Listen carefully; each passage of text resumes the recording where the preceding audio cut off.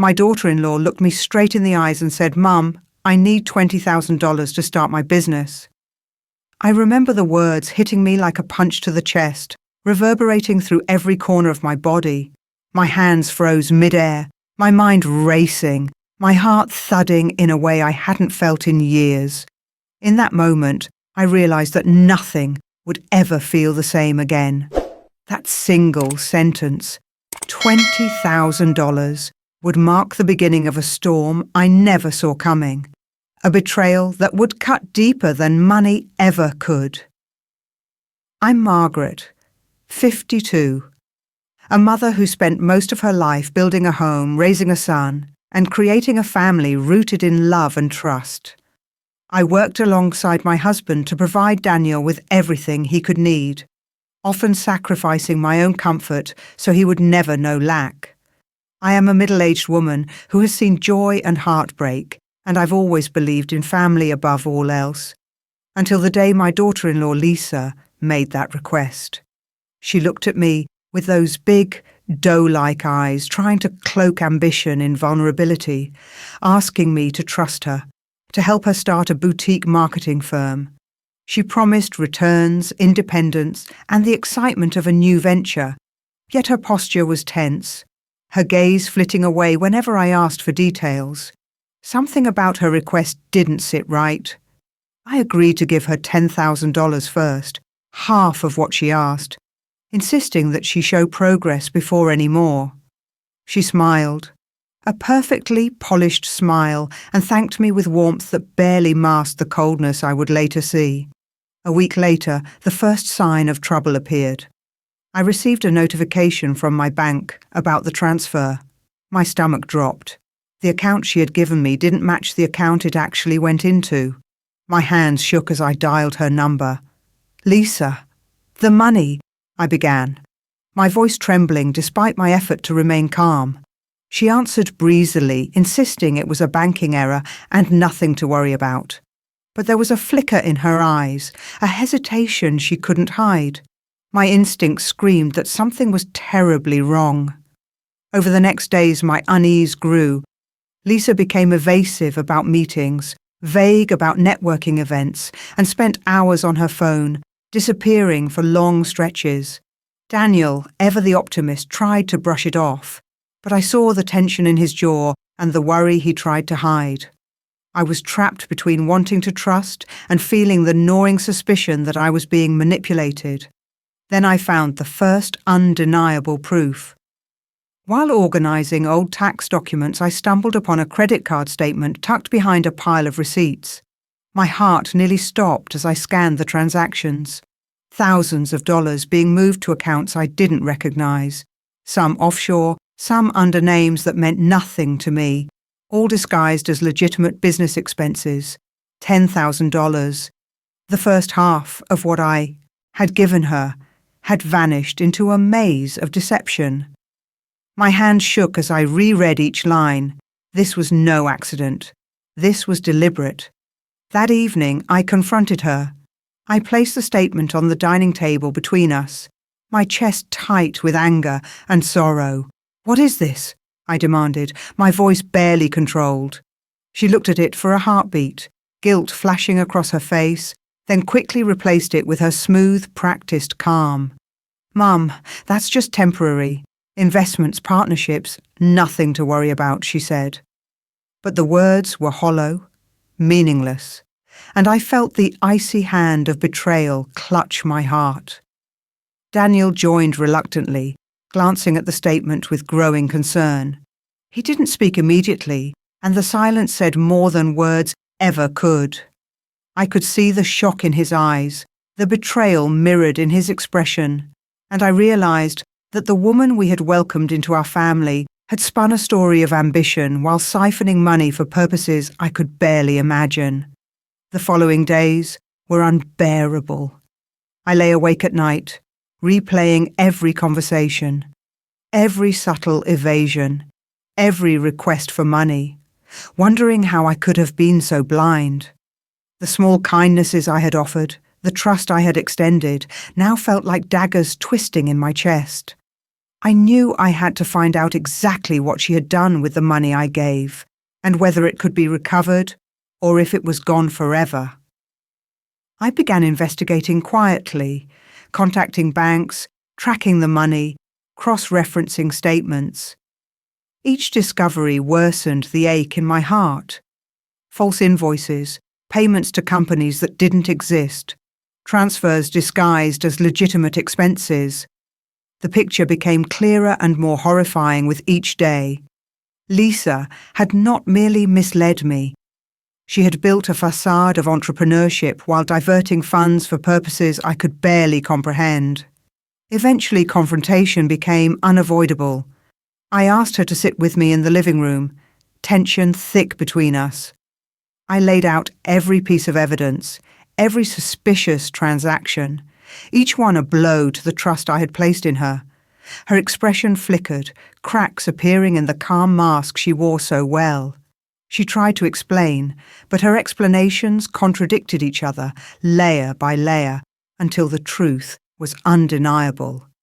It was betrayal in its rawest form, deliberate, cunning, and deeply personal. She had weaponized trust, exploited my love for my family, and constructed a reality in which she could deceive us without consequence. The weight of it settled on me like a physical blow, anger and heartbreak intertwined. Even Daniel, usually so steady, looked shaken, torn between love and undeniable evidence. The house felt colder, emptier. Conversations became charged, tense, each interaction a reminder of the web of lies that had crept into our lives. I realized this wasn't just about money. It was about respect, boundaries, and the devastating effect of secrets on a family. I had to act, not just for my own peace, but to protect the family I had spent decades building. The process was grueling. Every phone call, every review of statements, every interaction with her was like walking through a minefield. But slowly, clarity emerged. I understood the pattern of manipulation, the deliberate construction of lies, the pretense of ambition masking deceit. And with clarity came resolve. I would confront, expose, and reclaim control over my life and my family, no matter the emotional cost. After that night, I could barely breathe. Every corner of the house seemed to whisper the betrayal that had unfolded before my eyes. I had given Lisa $10,000, and now I realized it wasn't merely gone. It had been systematically siphoned off, disguised under layers of fake invoices, fraudulent receipts, and offshore transfers. I felt like a fool, a woman who had spent decades building trust, only to watch it weaponized against her own family.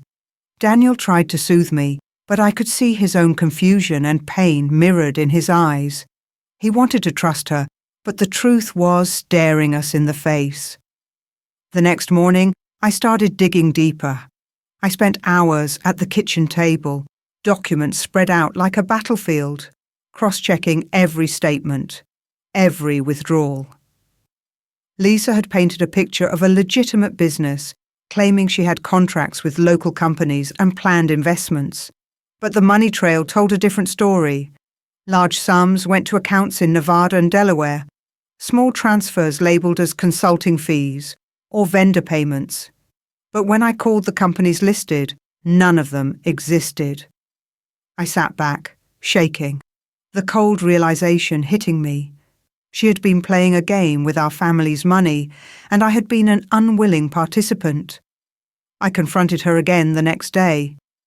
Daniel sat quietly beside me as I spread out the documents, my hands trembling but my voice sharper this time. "Lisa, these are not investments, these are diversions. You've taken $10,000 from me under false pretenses. Where is the rest of the money?" Her face paled for a fraction of a second before the calm, rehearsed expression returned. "Mum, it's complicated," she said, her tone almost pleading. "I promise it's all for the business. You don't need to worry." I could see through the lie. The fear in her eyes betrayed the calm she was trying to project. Over the next few days, tension became unbearable. I could feel it in the way Daniel avoided speaking to her, the way the air in our home had grown heavy and silent. I started monitoring her activities more closely, discreetly, of course. I called banks, double-checked transfers, traced her phone calls, and slowly, a pattern emerged.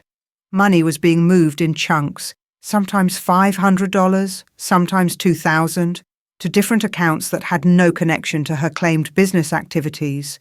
Each discovery was a punch to my chest, each new piece of evidence more devastating than the last.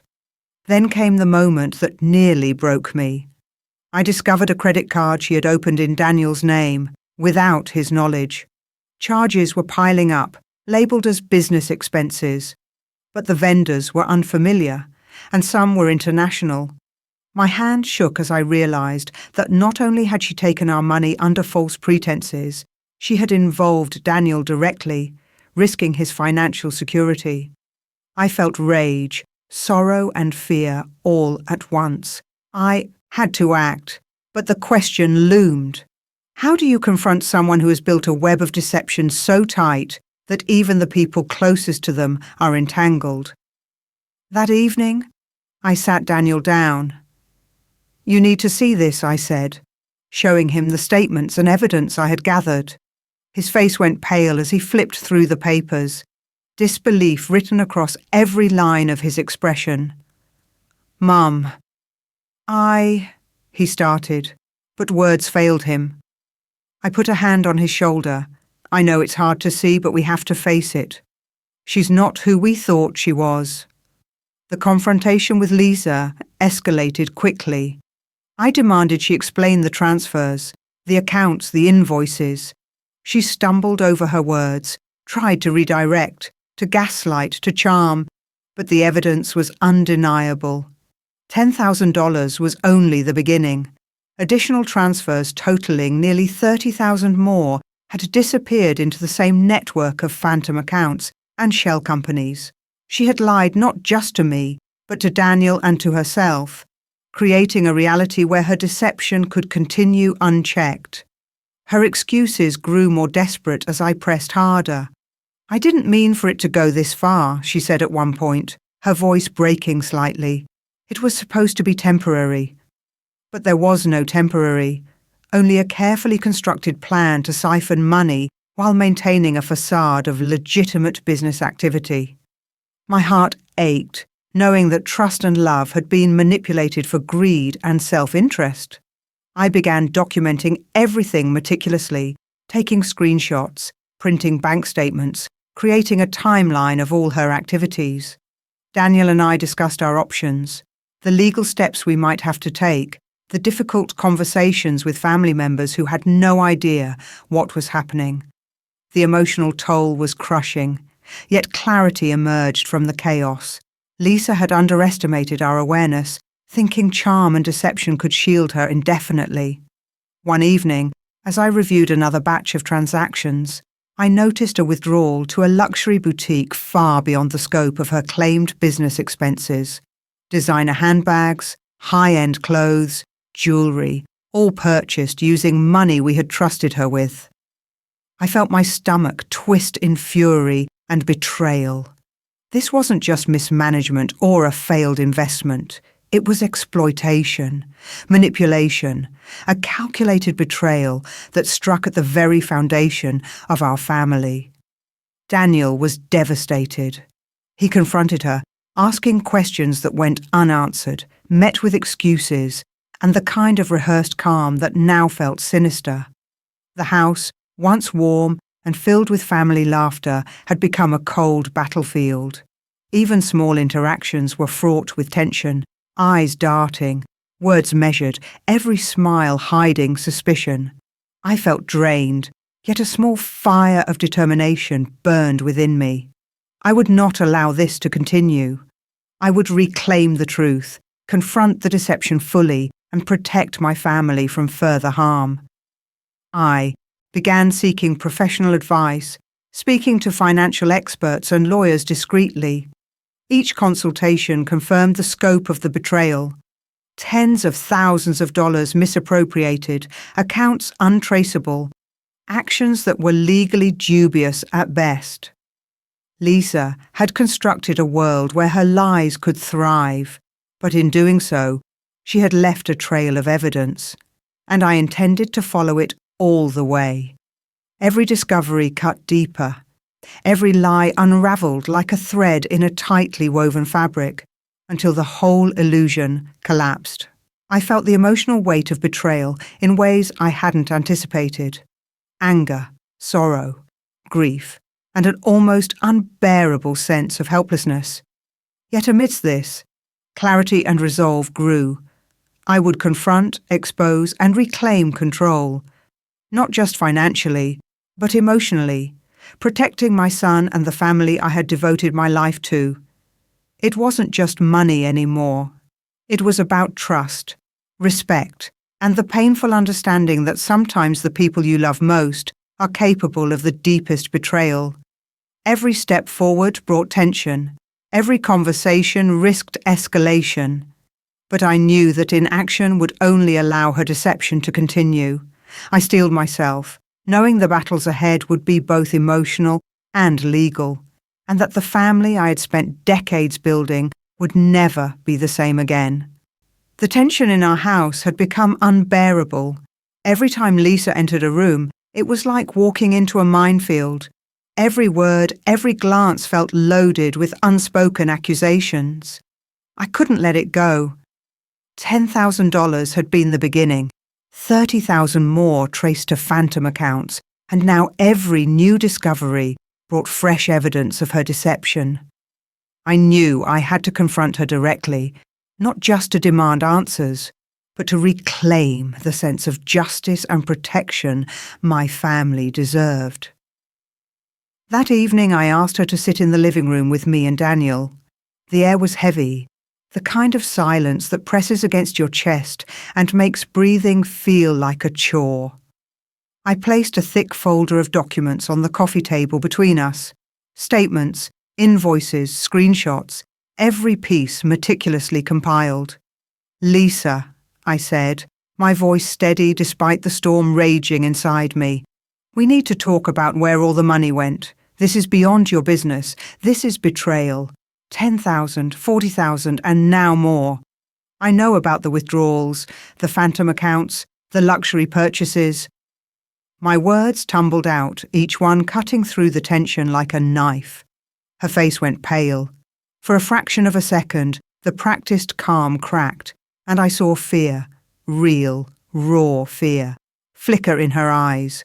But she quickly masked it with that same rehearsed composure, that smile that had fooled me once but would not again. "Margaret, Mom, I can explain," she said, her voice soft, almost pleading. "I just needed to make the business work. I thought it would all balance out."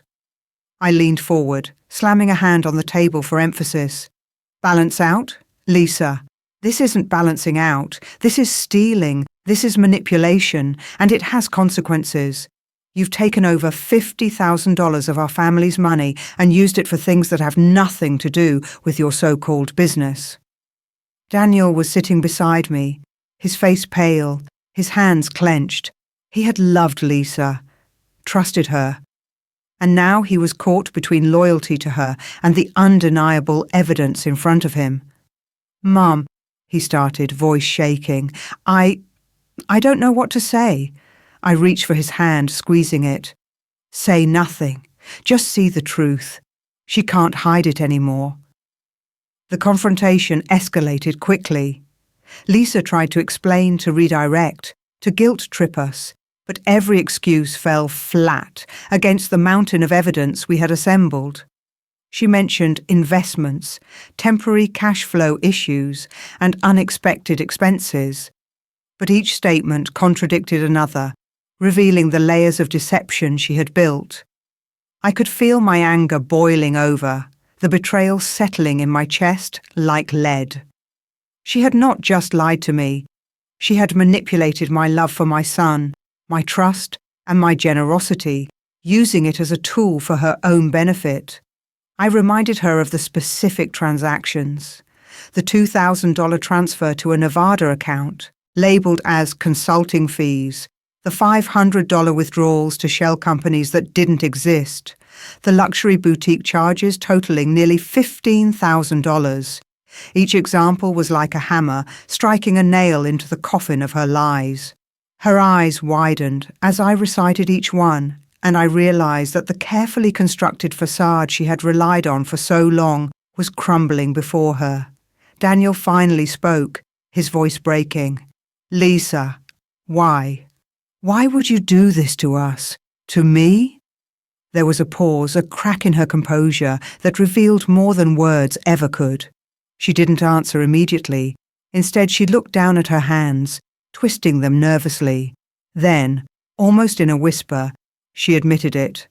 I didn't know how else to make it work. I thought I could fix it before anyone noticed." I felt a wave of fury and sorrow wash over me. "Fix it? Lisa, this isn't about fixing anything. This is about deceit. This is about betrayal. You weaponized our trust, our love, our support for your gain. This isn't just money. This is our family's bond, and you shattered it." The house felt suffocating, the walls closing in as the truth unfolded. Over the next few days, I worked tirelessly to understand the full extent of her actions. I contacted financial experts, lawyers, and even traced international transfers. Each step revealed more layers of deception: accounts in different states, small offshore transfers, phantom companies. The depth of her planning was staggering. She had created a network that, if I hadn't investigated, could have disappeared completely without anyone ever knowing. I realized that she had been planning this for months, maybe even a year, under the guise of business ambitions. Daniel was devastated. He struggled to reconcile the woman he loved with the evidence in front of him. I saw the weight of betrayal pressing down on him, the confusion, the heartbreak, the inability to trust someone he had once held close. As a mother, I felt his pain acutely. I wanted to shield him, to fight for him, but I also knew he had to face this reality head-on. We were forced to navigate a labyrinth of deceit together, both emotionally and practically. I began to document everything formally, creating a timeline, screenshots, statements, and records of our confrontations. Each piece was a step toward accountability, toward reclaiming control.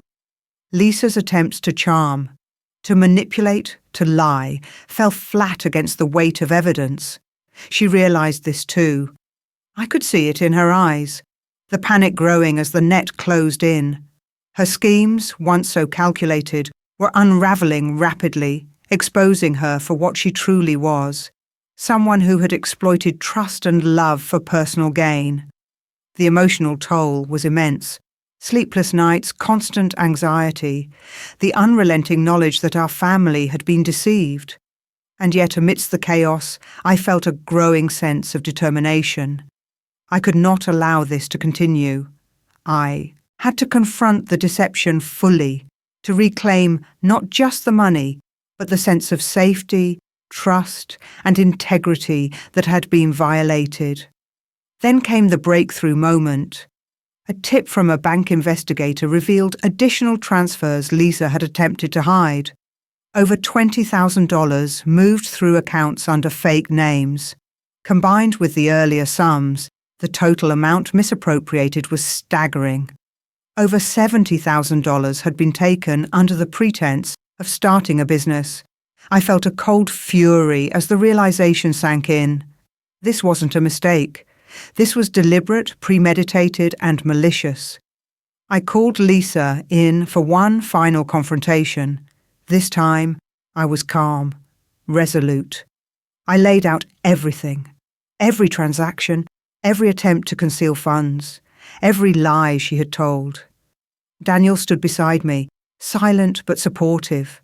I could see her composure cracking, her eyes widening as the evidence became undeniable.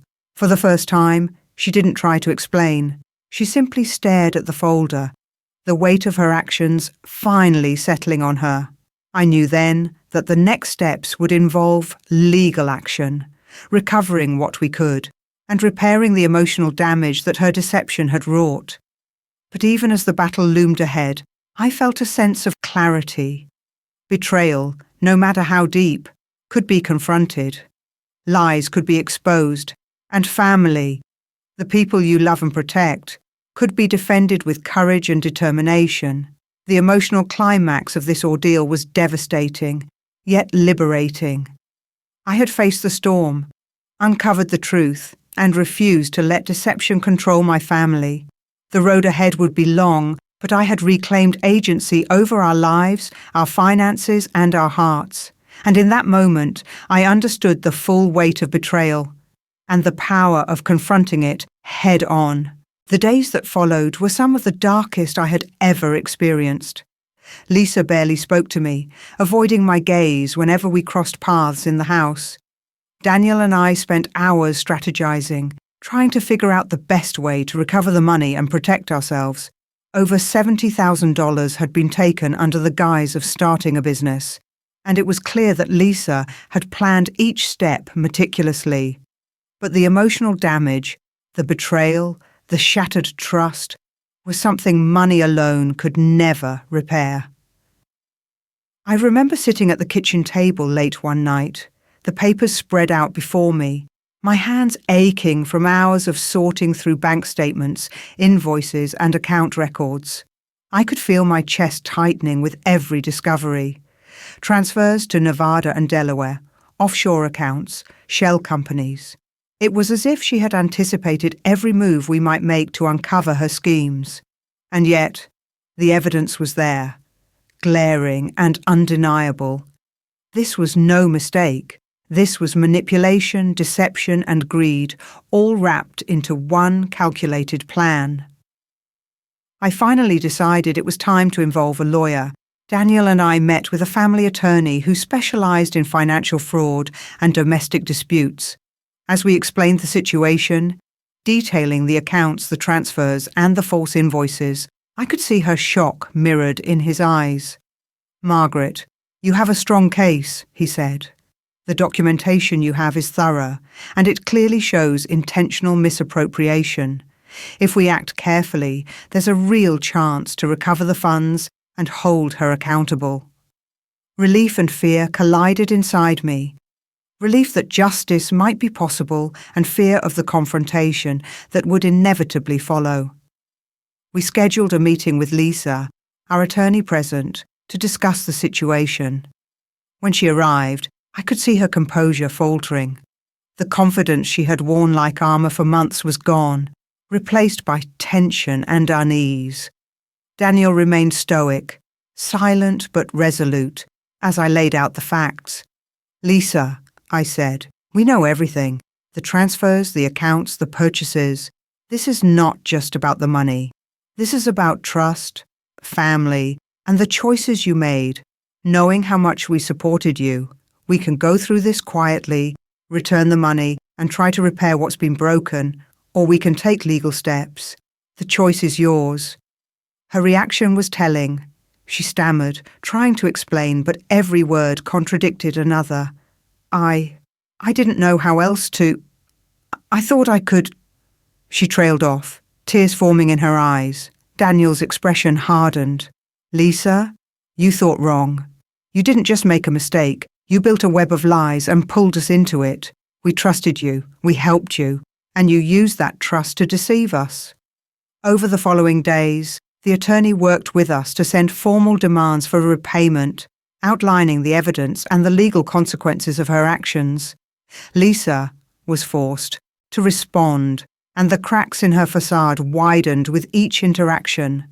It was clear she had not anticipated the possibility of being held accountable.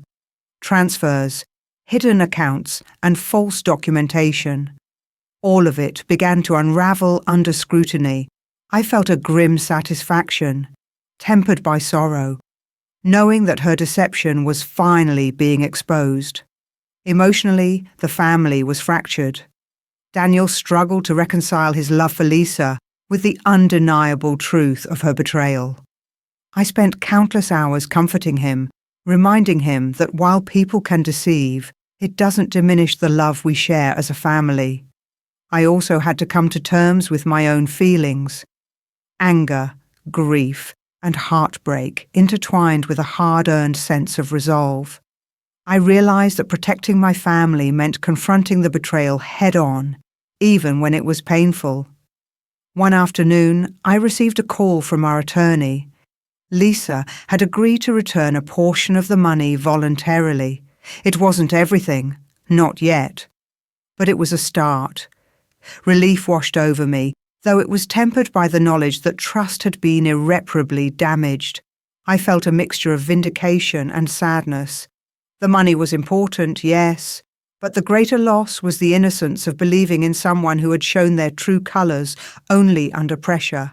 As the weeks progressed, we continued to navigate the legal and emotional fallout. Lisa made partial repayments, and we continued gathering evidence for the remaining amounts. Each payment was a reminder of her deceit, yet it also represented progress, a step toward accountability.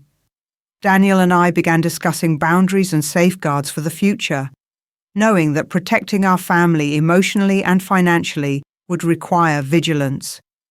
Throughout this ordeal, I was forced to confront uncomfortable truths about human nature, trust, and the vulnerability inherent in love. I learned that generosity can be exploited, that trust can be weaponized, and that sometimes the people closest to us are capable of the deepest betrayals.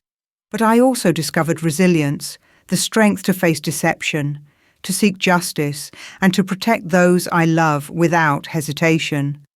One evening, I found myself reflecting on everything that had happened.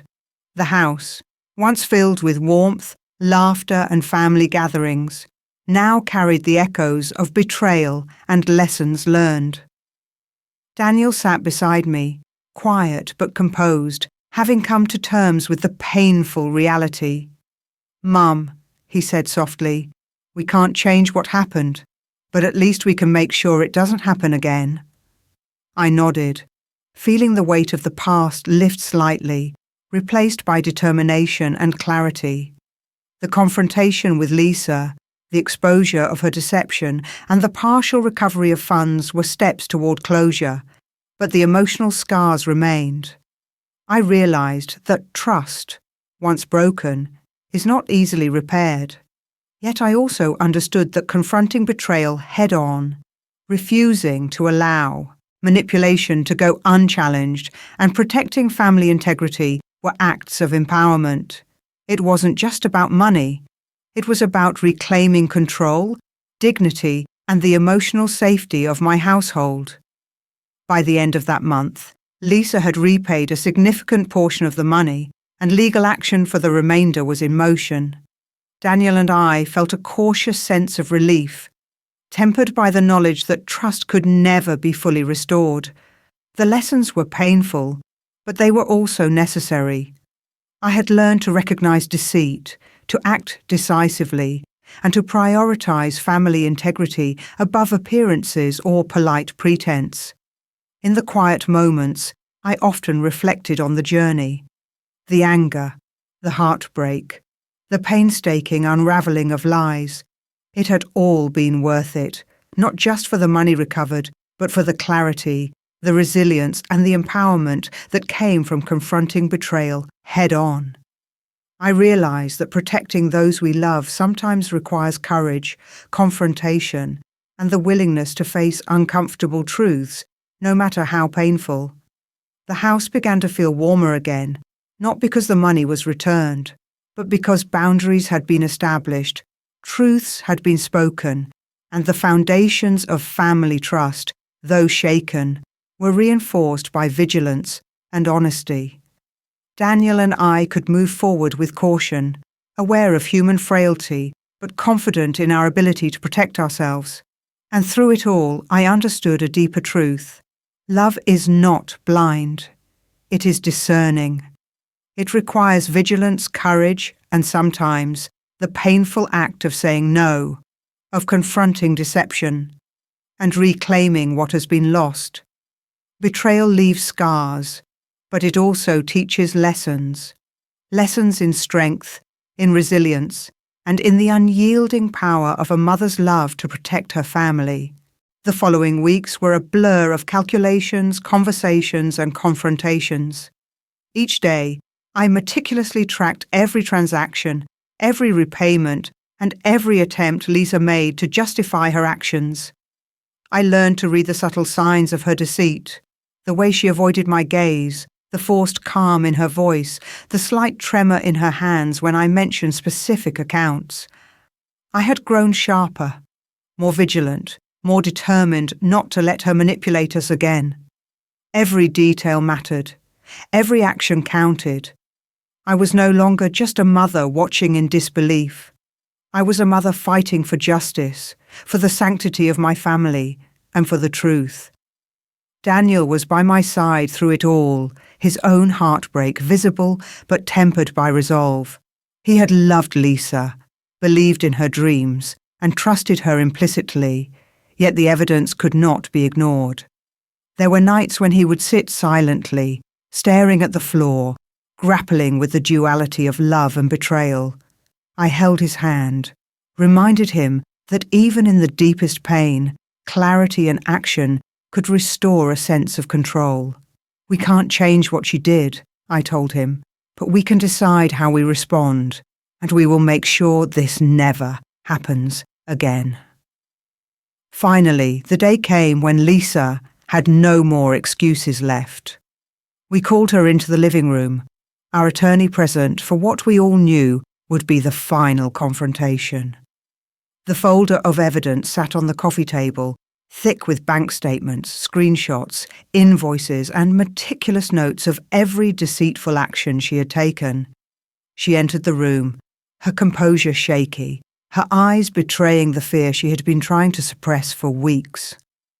"Lisa," I said, my voice calm but firm, "we have gone through every transaction, every account, every claim you made about this so-called business. You have misappropriated over $70,000 of our family's money. We have the evidence, and there is no way to deny it now. You must return what you took and face the consequences of your actions." She sank into the chair across from me, swallowing hard. For a moment she said nothing, only stared at the evidence like a child caught in the act. Then, almost whispering, she admitted, I didn't know how else to do it. I thought I could fix it before anyone noticed. I didn't mean for it to go this far." Her voice trembled, and tears welled up in her eyes, but I could see through the veneer. Her intent had been deliberate, her planning meticulous. This wasn't desperation. This was calculated deceit. Daniel spoke next, his voice low but filled with controlled anger. "Lisa, this wasn't a mistake. This was a choice. You made a decision to lie, to manipulate, to take advantage of the people who trusted you the most. You've hurt me, my mother, and our family in ways you cannot begin to understand." I watched as her face paled, the weight of the truth finally pressing down on her. She realized that no charm, no apology, no rehearsed explanation could undo the damage she had caused. The attorney outlined the steps Lisa needed to take to rectify the situation legally and financially. She would return the remaining funds, face potential civil penalties, and agree to a structured repayment plan. Lisa listened quietly, nodding, fully aware that any further evasion would result in more serious legal consequences. For the first time, I saw a flicker of accountability in her eyes, a recognition that her actions had consequences beyond what she had imagined. Even as relief washed over me that the immediate threat of financial manipulation was being addressed, the emotional aftermath remained. Trust, once broken, is not easily repaired. Daniel struggled with the duality of his feelings, anger, betrayal, sadness, and lingering affection. I held him close, reminding him that while people can deceive, the strength of family, honesty, and love can endure even the deepest wounds. In the days that followed, Lisa began the process of repayment. She returned a portion of the funds voluntarily, and we worked with our attorney to ensure the remainder would be recovered through legal means. Each payment, while a step toward restitution, was also a reminder of her betrayal, but it was also a form of closure, a tangible acknowledgement of the harm she had caused and a step toward accountability. As we navigated the final stages of restitution, Daniel and I focused on rebuilding the sense of safety and trust within our home. Boundaries were established, financial safeguards put in place, and honest conversations became the cornerstone of our interactions. It was a slow process, marked by caution and vigilance, but necessary for our emotional well-being. Reflecting on the ordeal, I realized that betrayal teaches harsh but vital lessons. I learned to recognize manipulation, to act decisively, and to protect my family without hesitation. I learned that generosity, while noble, can be exploited if paired with naivety, and that trust once broken demands both courage and action to restore integrity. Most importantly, I learned that facing betrayal head-on, even when it is painful and complicated, is the only path toward reclaiming agency and peace. Lisa's deception, while deeply wounding, also revealed our resilience. Daniel and I grew stronger, more discerning, and more unified in the face of adversity. We learned to navigate the tension between love and accountability, understanding that protecting our family sometimes requires confrontation and the willingness to enforce boundaries firmly. By the end of the repayment process, much of the stolen money had been recovered. While the financial aspect could be addressed, the emotional scars remained. I understood that healing would take time, and that the lessons of betrayal, trust, and vigilance would stay with us forever. Yet there was empowerment in clarity, in action, and in the knowledge that deception could not go unchallenged. Through this ordeal, I came to understand a profound truth. Love does not excuse deceit. Generosity does not require blind trust, and family loyalty does not mean tolerating manipulation. Facing betrayal is painful, but it is also necessary. Protecting those you love, emotionally, financially, and morally, demands courage, vigilance, and a refusal to let manipulation thrive unchecked. And in the quiet moments, after the confrontation, after the repayments, after the legal steps were in motion, I finally felt a measure of peace. The house, once heavy with tension and distrust, began to feel like home again. Daniel and I had faced the storm together, confronted the betrayal, and reclaimed a sense of security and integrity. We had endured the pain, navigated the deception, and emerged stronger, more aware and more vigilant. I realized then that betrayal, while devastating, can also be transformative. It forces clarity, demands courage, and teaches the hard lessons of discernment. And while we cannot undo the actions of those who deceive, we can choose how to respond, how to protect ourselves, and how to rebuild. The path forward may be marked by caution, but it is also paved with the strength that comes from facing truth, confronting deceit, and reclaiming what is rightfully ours. The day we faced Lisa one last time was surreal. The house felt tense, every creak of the floorboards echoing like a warning. Daniel and I had spent weeks gathering every piece of evidence, documenting every transaction, every false invoice, every hidden account. Our attorney was present, a silent witness to the confrontation that would determine not only the fate of the money, but the emotional closure our family desperately needed. Lisa entered, her posture rigid, her eyes darting nervously. Gone was the practice to charm, replaced by unease, and finally, the unmistakable weight of guilt. I placed the folder of evidence on the table between us, its thickness a testament to the deception she had woven. "Lisa," I began, my voice calm but cutting through the tension like steel. "This is the full picture. Every transaction, every misappropriation, every lie you told. You cannot deny it. You've taken over $70,000 of our family's money and used it to fund your own desires." She looked down, voice trembling. I didn't know how else to make it work," she admitted softly. "I thought I could fix it before anyone noticed." Her words fell flat against the undeniable proof in front of her. I leaned forward, pressing the gravity of her actions. Fix it? Lisa, this isn't about fixing anything. This is about betrayal. You broke trust.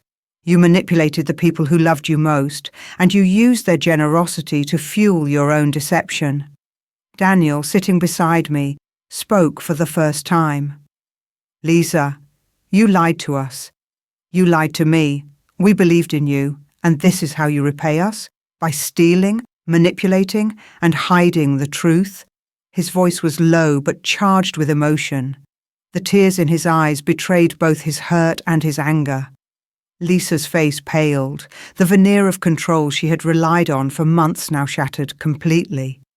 Our attorney outlined the legal consequences of her actions, making it clear that any attempt to delay repayment or evade responsibility would result in court action. Lisa's shoulders slumped as the reality of her choices sank in.